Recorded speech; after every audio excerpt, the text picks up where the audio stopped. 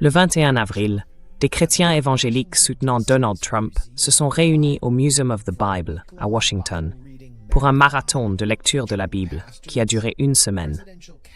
L'événement appelé America Reads the Bible rassemblait des pasteurs, des membres du gouvernement et des élus du Congrès. La vedette du moment, c'était le président lui-même, chargé de lire des versets du livre des Chroniques. Même s'il ne se revendique pas chrétien et qu'il est connu pour mener une vie loin d'être exemplaire. Les participants m'ont assuré que, en lui faisant lire la Bible en public, il contribuait à sa rédemption, afin qu'il puisse être utilisé par le Seigneur.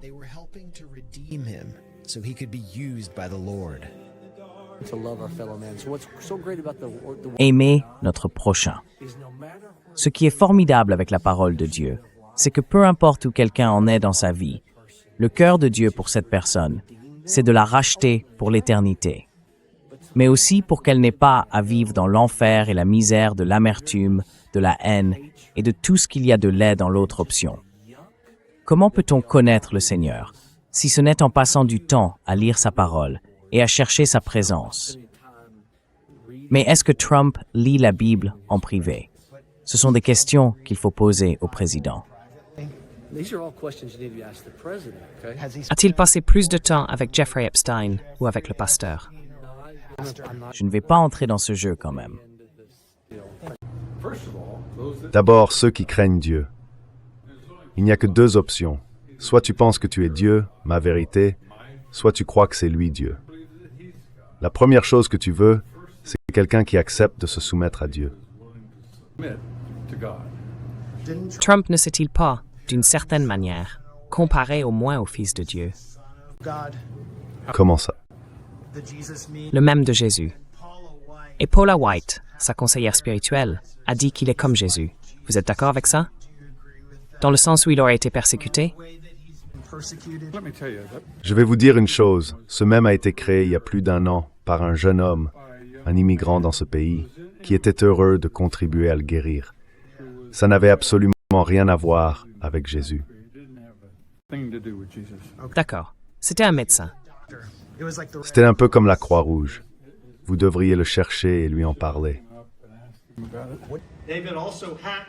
David a aussi coupé les jarrets de tous les chevaux de char, mais il en a gardé pour 100 chars.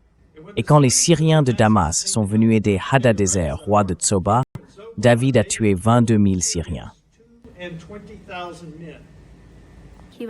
Il était vraiment excellent. Nous sommes tellement reconnaissants que notre président ait lu la Bible en public. Mais est-ce que le président Trump lit la Bible chez lui? Je crois que oui. Il l'a fait. Oui, je pense que oui. Tu penses que c'est un bon chrétien? It's oui, c'est ambassadeur, je le sais. Dieu a choisi Trump. Oui, Dieu choisit toujours des gens qui sont pensés à David, pensés à Moïse. Dieu ne choisit jamais la personne parfaite. Il choisit toujours quelqu'un d'un peu différent, parfois même un homme au passé trouble. Et ensuite, il se sert de cette personne pour accomplir son œuvre.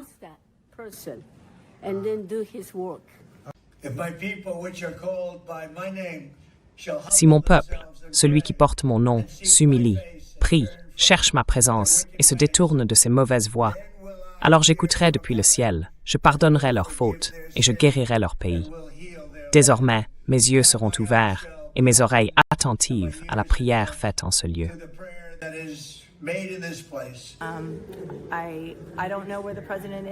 Je ne sais pas vraiment où en est le président au fond de lui, tant qu'il n'a pas exprimé sa foi d'une manière qui ait du sens pour lui. Mais je crois que le fait qu'il lise ce passage des Écritures, je pense que c'est sincère, que c'est vrai. Et je ne crois pas qu'il l'aurait lu s'il ne le pensait pas vraiment.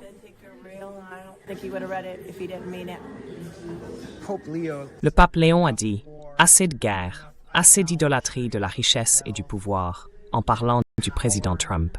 Qu'en pensez-vous? Il y a la guerre partout dans l'Ancien Testament. Il y a la guerre dans toutes les Écritures dans la Bible. Je vais m'arrêter là. Donc ce ne serait pas un péché que Trump invoque, qu'il promette la destruction d'une civilisation, comme il l'a fait récemment, c'est presque biblique. Non, je veux dire la guerre, il y a la guerre et la paix tout au long des Écritures. Et c'est la fin. La Constitution et le but du gouvernement, c'est que le gouvernement protège le peuple des États-Unis. C'est ça, la raison d'être du gouvernement. Ce n'est pas la même chose que pour les citoyens ordinaires. Le rôle du gouvernement, c'est de protéger le peuple américain. Pensez-vous que la guerre que Trump mène contre l'Iran soit une guerre juste? J'ai aucun commentaire là-dessus. C'est bien trop ici. Est-ce que vous soutenez Israël? À 100%. Soutenez-vous la destruction, en ce moment, de villages chrétiens du Sud-Liban par Israël? Soutien people wif, et même que Dieu was ben in the seal fidèle.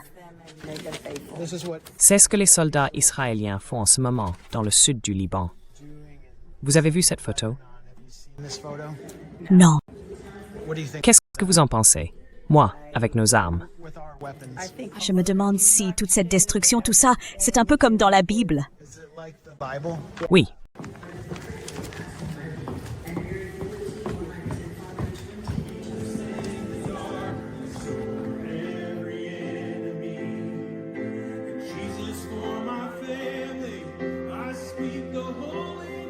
Pensez-vous que Trump devrait se repentir d'avoir tué 170 écolières à Mina Biran en une seule frappe? Une seule frappe. Devrait-il se repentir? Alors, il a vraiment fait ça? Oui, l'armée américaine, sous ses ordres, a fait ça. C'est lui qui l'a fait. Toute une école d'enfants, 170. Encore une fois, Jésus est Seigneur. Je sais, d'accord. Alors, est-ce que Trump devrait se repentir pour ça? Oui. Est-ce qu'il devrait se mettre à genoux et se repentir devant Jésus? Encore une fois, votre question avance. Que Dieu vous bénisse. Sérieusement, j'apprécie ce que vous faites, mais c'est le fondement de votre question. C'est juste le fondement. Cela dit, c'est un fait que ça s'est produit. C'est le point de départ, mais c'est un fait, ça s'est vraiment passé. Au fait, il faut que je te pose une question. Oui, c'est quoi ta chaîne YouTube qu'on puisse aller voir? The Grey Zone. The Grey Zone. Fais tomber chaque bastion, fais briller ta lumière à travers les ombres.